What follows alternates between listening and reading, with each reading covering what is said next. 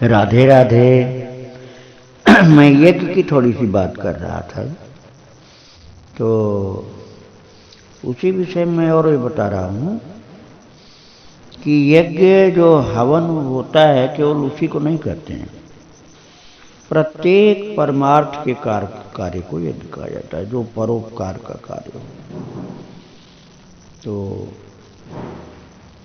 जैसे जटायु ने जानकी माता की रक्षा की थी, भले ही अपना प्राण उनको देना पड़ा, तो उनके लिए वो यज्ञ था। हमारे पास जो ठाकुर जी ने दिया है, बुद्धि, विद्या, शरीर की शक्ति, धन, मन, उन सब से दूसरों का हित करना यज्ञ होता है। तो दूसरे का हित का तात्पर्य हुआ कि निस्वार्थ सेवा कार्य। तो निस्वार्थ सेवा कार्य में जिसका कार्य किया जाता है, जिसको हम स्वामी मान लें, तो स्वामी का भला करने के लिए, उसके ऊपर एहसान करने का भाव नहीं होना चाहिए। ऐसा नहीं कि एहसान से उसको दबा दें, नहीं। भगवान की कृपा हमारे ऊपर है, जो हम उसकी कुछ सेवा कर रहे हैं, ऐसा भाव। उसको नीचे खड़ा करके हम ऊपर से दान दें और उसको बेचारे को बहुत शर्मिंदा करें और झुका दें गर्दन उसकी, और वो हमेशा झुका रहे जीवन में हमारे सामने, ये यज्ञ नहीं हुआ। ये तो उसको एक प्रकार से पीड़ित करना हुआ। तो यज्ञ में परोपकार किया जाता है, लेकिन जिसके लिए किया जाता है उसका सत्कार किया जाता है, उसको लज्जित नहीं किया जाता। ये बात भावना की समझनी जरूरी होती है। उसको सम्मानित किया जाता है। ये परोपकार जो है, परमार्थ जो है, यज्ञ जिसे हम करें, उसमें जिसका हित किया जाता है, जिसको हेल्प किया जाता है, उसको सम्मानित करते हैं, उसका मान बढ़ाया जाता है, उसका मान खराब नहीं किया जाता है। ये बहुत ध्यान देने की बात है।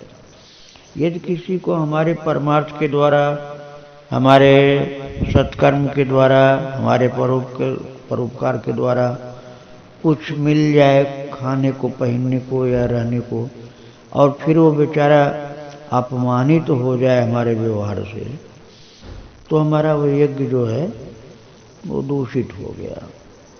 तो उसका कोई भी न पुण्य लाभ होगा, न चित्त शुद्धि होगी, और न उससे किसी का कल्याण होगा। इसलिए इस दोष से बचकर रहना चाहिए। राधे राधे।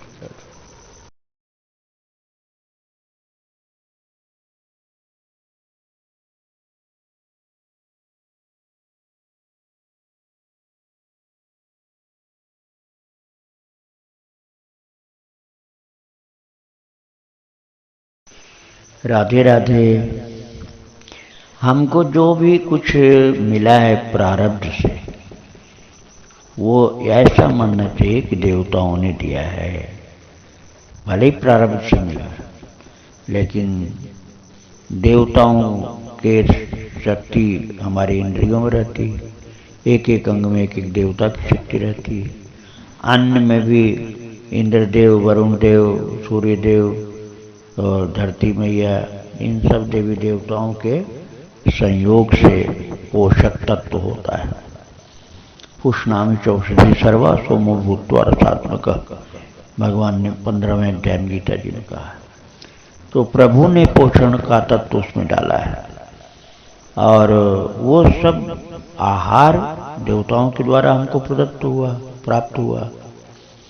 और हम जो ये शरीर जो जिसके द्वारा सब कुछ करते हैं, ये शरीर भी उन्हीं देवताओं के शक्ति से चल रहा है, नहीं तो हम निर्जीव हो जाएं, निष्प्राण हो जाएं। तो इसलिए हमको जो भगवान ने दिया है उसको उन भगवान को अर्पण करना जरूरी है। क्यों करना? क्योंकि भगवान को अर्पण करेंगे तो सब देवताओं को अपने आप प्राप्त हो जाता है। जैसे मुख में ग्रास देने पर, भोजन कौर देने पर सारे शरीर का पोषण होता है, ऐसे ही भगवान का पोषण होने से सबका पोषण हो जाता है, सबको प्राप्त हो जाता है वो। तो मनुष्य का कर्तव्य है कि वो भगवान को रोजाना सेवा करके सुख पहुंचाए, तो सभी देवी देवता प्रसन्न होते हैं। ये तो रही मनुष्य की बात। लेकिन तुम तो भगवान हो, तो तुम ऐसा क्यों करते हो? तुम सबको अपने कृत्य के द्वारा शिक्षा देने के लिए ऐसा करते हो, और तुम्हारे लिए शिक्षा देना बहुत आवश्यक है, क्योंकि तुमको जगत गुरु का पद प्राप्त है। तो जगत गुरु का पद जो होता है मनुष्य के द्वारा दिया हुआ नहीं। कृष्ण वंदे जगत गुरुम, कृष्ण वंदे जगत गुरुम का जो उद्घोष किया गया है, वो जगत गुरु का पद जो प्राप्त है तुमको, इसलिए तुम अपने करनी के द्वारा सबको शिक्षा देते हो। तो ये तुमको हमेशा सावधान रहना पड़ेगा कि अपने हर कृत्य के द्वारा सबको शिक्षा देते रहो। श्री राधे राधे राधे।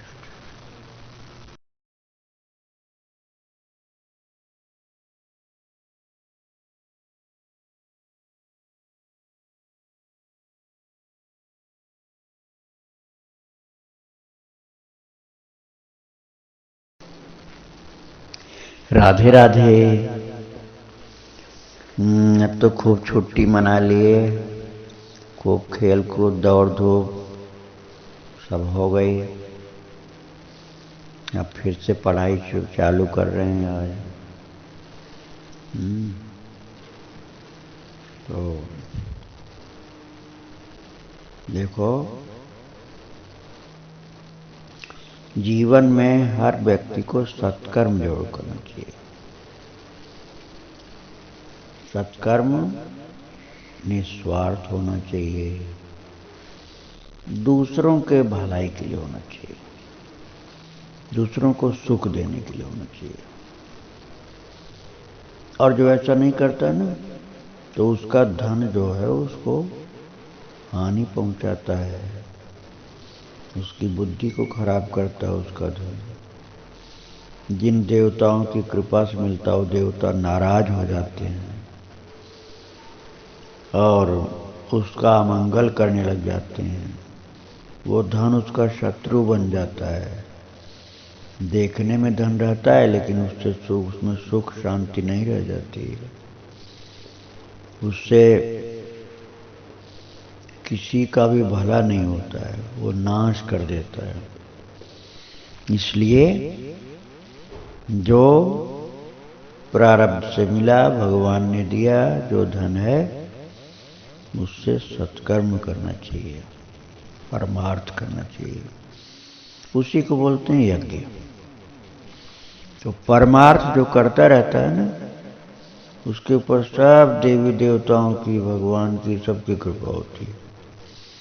अब तुम तो स्वयं भगवान ही हो, लेकिन तुमको इसलिए करना है कि परमार्थ करोगे तो तुम्हारा मन खुश होगा, हृदय में आनंद आएगा, इसलिए करना। और जो यज्ञ के बाद अवशिष्ट होता है, बहुत जरा सा कर्ण प्रसाद, उसको भी लेने पर आत्मा को तृप्ति होती है। सबको बांटने के बाद, सबको देने के बाद उसका अवशिष्ट अर्थात प्रसाद जो होता है ना, वो प्रसाद ही प्रसन्नता हो जाता है, आंतरिक प्रसन्नता का रूप धारण कर लेता है।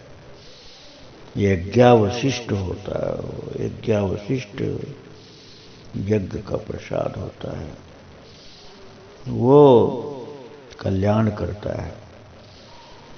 परम सात्विकता अर्थात गुणातीत अवस्था की प्राप्ति करा देता है। भक्ति, ज्ञान, वैराग्य, त्याग, सब कुछ गुण उससे प्राप्त होते हैं यज्ञ के प्रसाद से। तो इसलिए परमार्थ करते रहना चाहिए, जिससे यज्ञ का प्रसाद मिलता रहे, जीवन पवित्र मंगलमय बना रहे। श्री राधे राधे राधे।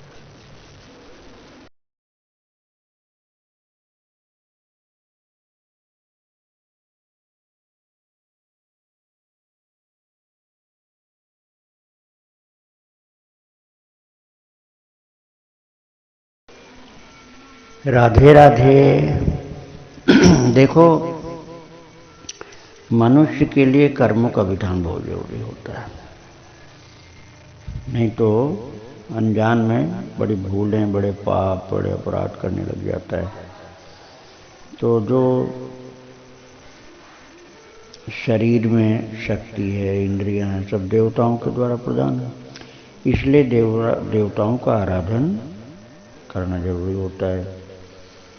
तो सब देवताओं के सबसे बड़े देवता तो तुम ही हो, इसलिए सबसे ज्यादा तुम्हारी पूजा ही करनी चाहिए मनुष्य को। क्योंकि एक एक देवता की कहाँ तक पूजा करेगा, तो तुम्हारी पूजा कर लेगा तो सब पूजा उसकी पूरी हो जाएगी।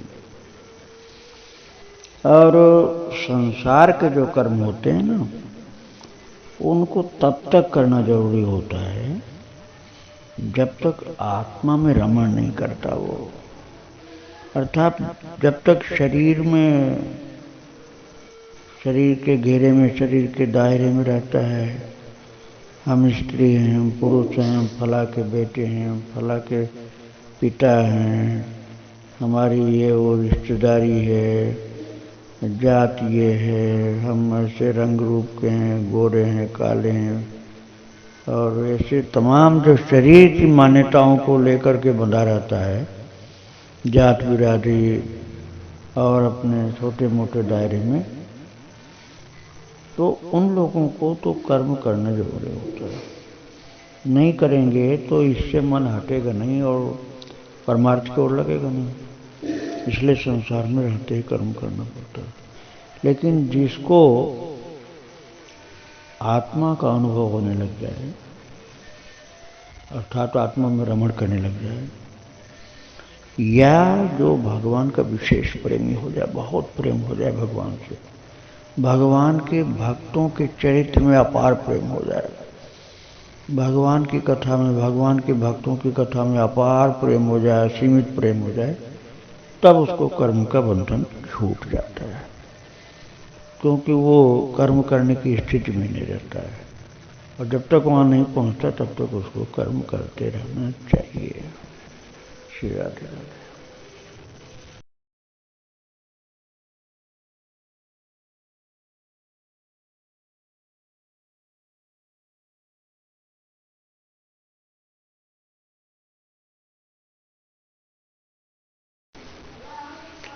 राधे राधे।